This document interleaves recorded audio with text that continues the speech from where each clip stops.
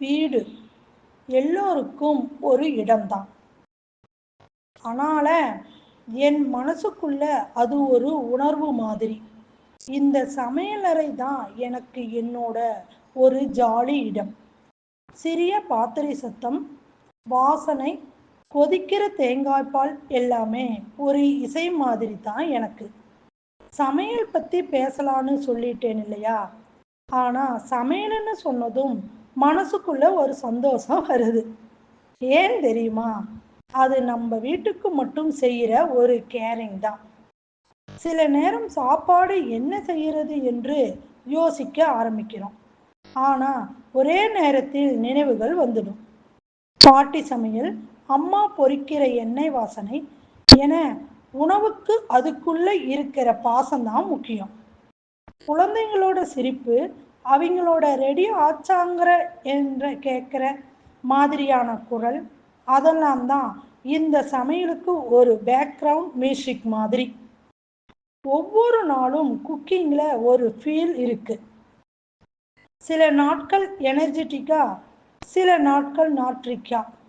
சில சமயம் ஜாஸ்தி வேலை இருந்தாலும் இந்த ஒரு சமையல் நேரம் எனக்கு ரிலாக்ஸ் மாதிரி தான். கடிகாரம் ஓடிக்கிட்டே இருக்கு, ஆனால் சமையலறையில் நேரம் நிற்கிற மாதிரி தான் இருக்குது. வாசனை மட்டும் அல்ல, மனசும் நிறைவாக இருக்கணும்.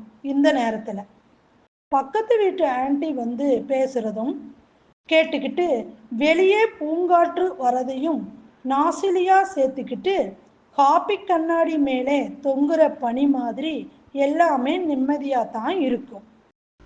நம்ம வீட்டில் எல்லாம் உணவுக்கு ஒரு ஹைட்ரிக் இருக்குது. அந்த சாதாரண புளிக்குழம்பு கூட நம்ம வீட்டு எனர்ஜெட்டிக்காக தான் இருக்குது. சில சமயம் குழந்தைகள் சொல்லும், அம்மா அதுதான் பெரிய பரிசு போல தோணும். அவர் சொல்லும், நீ தான் பெஸ்ட் குக்கு. அதுதான் அடுத்த நாள் மோட்டிவேஷன். அதுதான் நான் சொல்லுறது.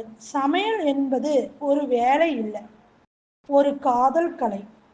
இந்த வீடியோ வாட்ஸ்அப் பண்ணுற நீங்கள் ஒரு நிமிடம் சிரிச்சிங்கன்னா அது போதும்னு எனக்கு தோணும்.